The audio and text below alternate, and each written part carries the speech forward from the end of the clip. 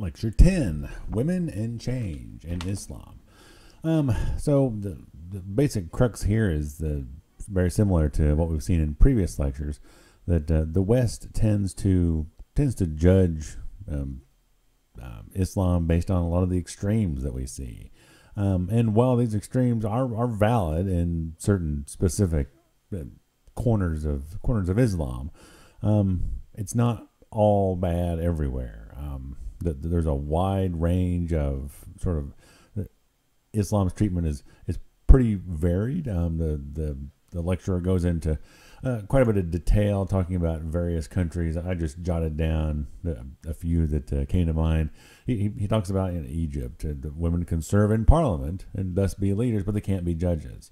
Whereas in Morocco, 20% of the judges in the whole country are women. Saudi Arabia, the women can own land, but they have to remain in certain feminine professions, and they can't drive. Kuwait, they didn't get to vote until 2005.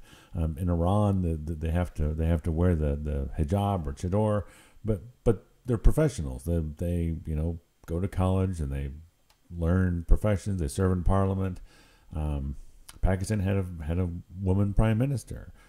Afghanistan, one of the most restrictive. They can't go to school, and they have to be attended by a male at all times outside of the home. So you can see that the wide variation you've got there, and so it's important to not judge the entire faith based on what you see in a few specific corners of it. The West also seems to see the hijab or the burqa or the chador, the traditional Muslim head coverings and body coverings as a sign of repression, but actually Muslim women themselves, at least according to the lecturer, don't see it this way. They see this as a freeing aspect of Islam. They don't have to worry about putting on makeup and making sure that they are physically. Yeah, a man can go out in society, and if he looks kind of rough, no one's gonna think twice about it. But if a woman does the same thing, she's gonna be judged. And so the reasoning for the on the Muslim side of this is, at least in part, the fact that you don't have to conform to society's expectations for you have your hair done, your makeup done, you wear the hijab, and then you go out into the world and you're appreciated for what you are and what you contribute, not for your sex appeal. So I think that's a pretty powerful thing that needs to be kept in mind, is that while we see the burqa as a sign of repression to Muslim women, they actually look back at the West and think the same thing about the way we treat women as sex symbols. And if a woman doesn't compose herself in a way that is attractive, then she's looked down upon. So I would say that there's something to be said for the Muslim idea that women are to be appreciated for something more than their physical assets, if you will. Early in its history, Islam gave women a lot of rights they didn't have, as mentioned in previous lectures. I mean, they gain the right to own property and not be divorced just by saying "I divorce you." Quranically speaking, they're equal to men in the roles and responsibilities of the Islamic. The men and women are both responsible for upholding the 5 pillars of Islam, and that's an evenly shared burden. Islam also, for the first time in that region, restricted polygamy and child marriage. So from a historical perspective, Islam has done a lot of good to kind of bring women up to the point where they are equal-ish with men, depending on your local interpretation. So the lecture goes into some detail about why this is the case. If the Quran says that women are equal, then why do we see this disparity in their treatment? And it basically comes down to sort of the larger patriarchy of the Arab society. The Quran points out.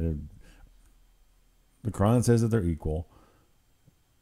Early on in the Muslim faith, there are actually many women who are held up as leaders, and from a household and religious perspective, a lot of women were the first to convert in their household. So they drug along the men into the faith. So they were viewed very positively. But I think this is me boiling down what the lecturer said, maybe more than was appropriate. But my impression is that from that start, there was a gradual erosion of those rights, reverting more toward the patriarchal. I could be off base here, but that's sort of the 2-minute summary of what I got out of that. So someone can correct me if they so wish. And even to this day, there's a lot of disagreement about what the proper role of women is. I mean, even the rule that we all hear about, that the testimony of 2 women is equal to the testimony of 1 man. That is the case in over a dozen countries, from Egypt, Iran, Iraq, Saudi Arabia, Yemen, lots of others. The traditional reasoning being that since women's role traditionally is within the home and men are to be outside the home, the reasoning being that the man is more capable of making those judgments than the woman, who is sort of cloistered. I'm not, depending on the locality in which we're talking, the women may not be as cloistered as they were before. So I'm not sure how widely that can be applied, but this is a topic of debate and evolution within the Islamic faith even today. So, yeah. So I guess the overarching thing is, as I said in the beginning, we had to be careful not to judge all Muslims based on a few extremes, just like you have to be careful not to judge people of any faith or of any demographic based on a few extremes, because there are wild things going on no matter what group of people you're talking about. So at any rate, yeah, there you have it. Lecture 10.